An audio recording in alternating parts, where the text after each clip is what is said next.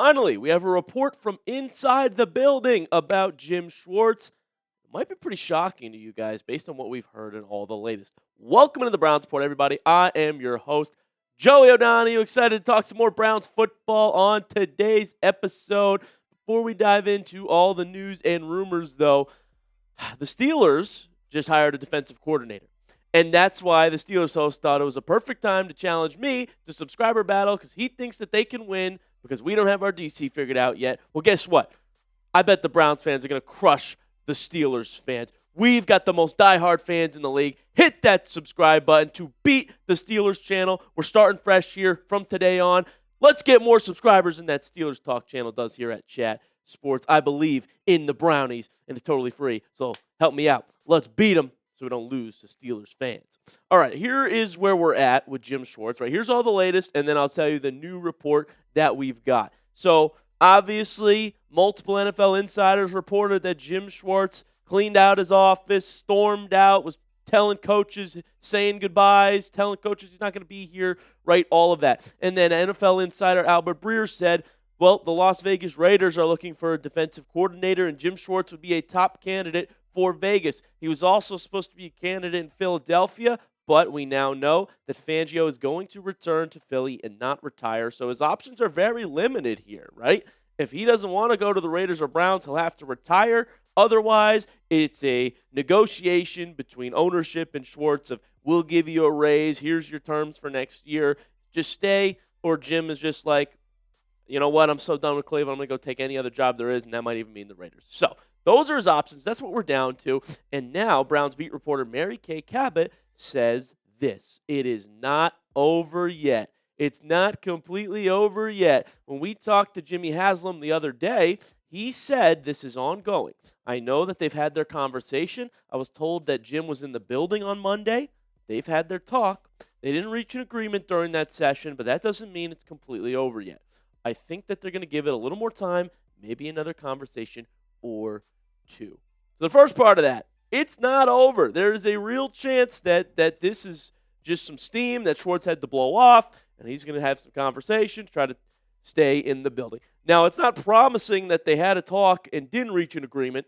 You know, that tells me that Schwartz is trying to get out of this in some way, some shape, or form. But as you see, his options are getting more and more limited, so perhaps this is a money thing. Schwartz saying, I need more if you're going to make me stay this year. You know, whatever it may be, they are talking about it. They are working through this. There's no agreement, but Mary Kay says it's not over. It's also going to come down to Todd Monken. Remember, he's the head coach. He chooses the staff. And so it's kind of a weird situation, right? I mean, this is the thing about having an owner like Jimmy Haslam, who's a bit of an intrusive owner, sort of, you know, meddles with all of this stuff. Like, what if Haslam's the one sitting down with Schwartz? What if they reach an agreement? They're like, okay, he goes to Todd Monken. He's like, we got it all figured out. Schwartz is coming back. And Monken's like, I don't want Jim Schwartz back on the staff. He doesn't want to be here.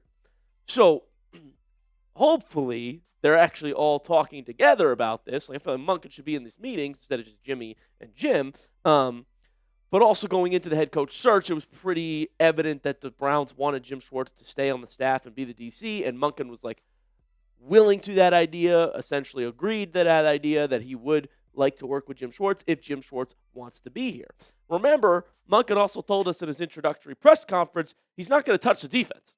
He's going to keep the same scheme, run the 4-3. He's really not going to touch that side of the ball, which is why, you know, best case really is Jim Schwartz wanting to stay and be all in.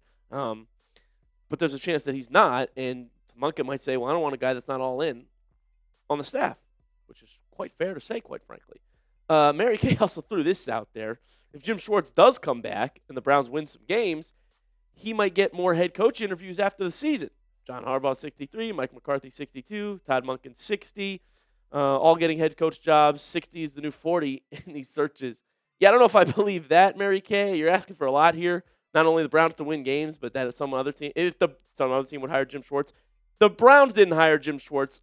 I think this was his last chance at a head coach job, and that's why he's so frustrated, is because he was passed over and he probably felt like this was the last shot he was going to get. And listen, Jim Schwartz, you guys know how much we talk about him on the show and how much he's done for the defense. Like, it can't be understated. The Browns, from 2023 to present, He's led the NFL's stingiest defense in total yards allowed over his first 3 seasons, averaging under 300 yards per game. That's the league's best. Produced high sack totals, 49 in 23, 53 in 2025, and Myles Garrett, of course, set the NFL single-season sack record with 23 in a year in 2025. That was history. That was a lot of fun to watch. And the metrics get even better from last year. I mean, this was a top 5 defense. Ranked 4th in the NFL in total defense, okay, folks? Allowed 22.3 points per game, and they were also top 3 in passing defense specifically. The run defense started out very strong, got a little shaky towards the end when Malik Collins went out. You saw how much of a blow that took, which is also why I say the roster is a huge part of this, right? We got a lot of talent on the defensive roster, but Jim Schwartz has helped maximize that talent. So, of course, we love Jim Schwartz, and that was always my initial reaction to the Monken hire was, this is great. We got an offensive expert to run the team, and Schwartz can stay on defense, and I thought it would be special to have that as a pairing. But unfortunately, we started to seem like we weren't trending that way, and I will just say Jim Schwartz is not the end-all, be-all. Monken said it himself. We've got players on the defensive roster that are a big reason why he took the job. Schwartz is a great DC. He's not make or break for our football team. We've got 8 wins in 2 years, despite how good he has been. So here's the deal. Schwartz, what I'll say to you, my friend, we respect you. We want you back. Come back here all in. Let's make something special happen in 2026. If you don't want to be here, just tell us and we'll move on, okay? The show doesn't stop. The show must go on, Jim Schwartz or not. If you're going to be a part of it, just let us know, man. Let's work this thing out. Tired of having to come on here, talk about is Jim Schwartz coming back or not. We got a staff to put together. We got things to figure out, Jim. Are you in or are you out? Tell us right now. We'd love to have you, but the show's going to go on with or without you. We've still got the best defensive player in the league, top 3 corner in the league, in my opinion. We'll get this thing going. Are you with us? So get in the comment section for me. What do you think of this whole Jim Schwartz situation? The fact that it's maybe not over yet, but it still seems like he's a little hesitant.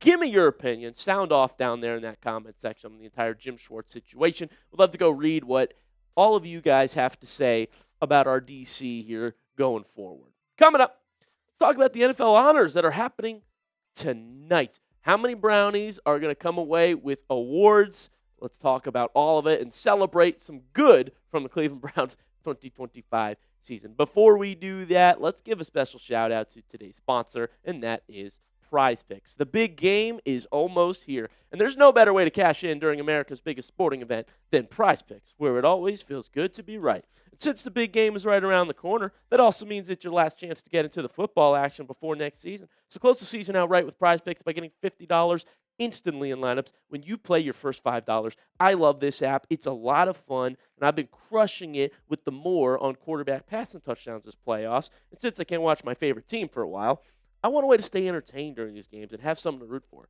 PrizePicks helps me do that. It makes all the games that much more entertaining. And new feature alert, PrizePicks now has early payouts. If your player gets off to a hot start, you now have the option to cash out those winnings before the game even finishes. Join millions of users and sign up for America's #1 sports picks app. Also, big game max discount. Drake May more than half a passing yard, and I went ahead and made a 2-pick power play. Drake May more than half a passing touchdown, and Kenneth Walker more than half a touchdown. I'm ready for the big game. You can be too. Download the PrizePicks app today and use code CLNS to get $50 in lineups after you play your first $5 lineup. That is code CLNS to get $50 in lineups after you play your first $5 lineup. PrizePicks.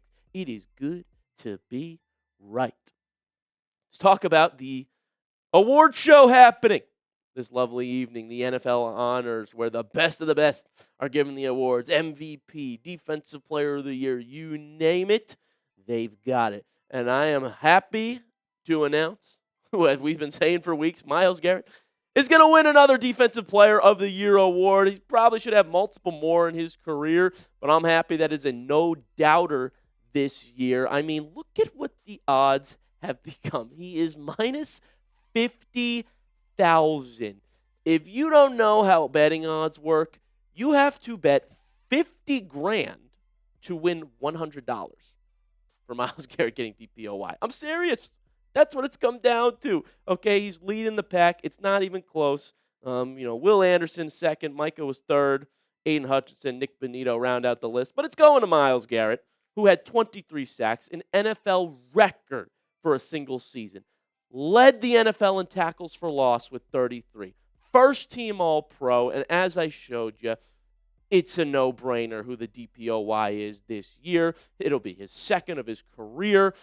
And what a bright spot in a season of ups and downs for the Cleveland Browns to have Myles Garrett have the season that he had. And he's not done yet. He's ready to come back and break his own record. So spam 95 if you're voting for Myles Garrett. If you had a vote, we're going to make it here on the show. Spam those 95s in that comment section. I want to see everybody getting down there voting for Myles Garrett because there should be no other player that gets a vote. Let's go, Brownies. Also, young stud rookie Carson Schwesinger. I'm telling you guys, he's going to win Defensive Rookie of the Year. I said week 1 that he was a legitimate candidate for this award, and it's panned out. Our Falcons host, Moose, some of you may even know, tried to tell me that it's going to be James Pierce Jr. I said, Moose, look at the odds, look at the numbers. It's not a conversation to me. Schwesinger, minus 550. Eamon worry about to play in the Super Bowl, but he's got a little injury. Might affect him here. Xavier Watts on this mix as well, who I kind of wish the Browns drafted him in the 3rd round over Dylan Gabriel, but I digress. Schwesinger leads the pack, minus odds. That's a good sign. And when you look at what he did this season, 156 tackles, folks. He's everywhere on the field. His pursuit's incredible, and he does it all. 2.5 sacks, 2 interceptions, 67 solo tackles. Are you kidding me? The guy's everywhere, a tackling machine. I'm grateful to have him on this football team, and he absolutely deserves this award, in my opinion. So back me up, Browns fans, okay? Tell that Falcons fan, the Falcons fans over there, it's a no contest. The Brownies are cleaning up the defensive awards. Like the video for Carson Schwesinger to be named the Defensive Rookie of the Year in 2025. Like the video right now to cast your vote. I'm hoping we get some hardware tonight, and I expect that we will in those 2 positions. Again, I don't understand how we were bad last year, man. How good the defense was. Any sort of offense, and we'll be contending. So that's the goal for next year. That explains the offensive mind Todd Monken hire. And I'm getting more and more optimistic, as I always am, before the season. Hit that subscribe button. You guys are awesome for rocking with me here on today's Browns Report show. Look forward to seeing you tomorrow morning with another episode and every single day after that. Appreciate you. See you soon.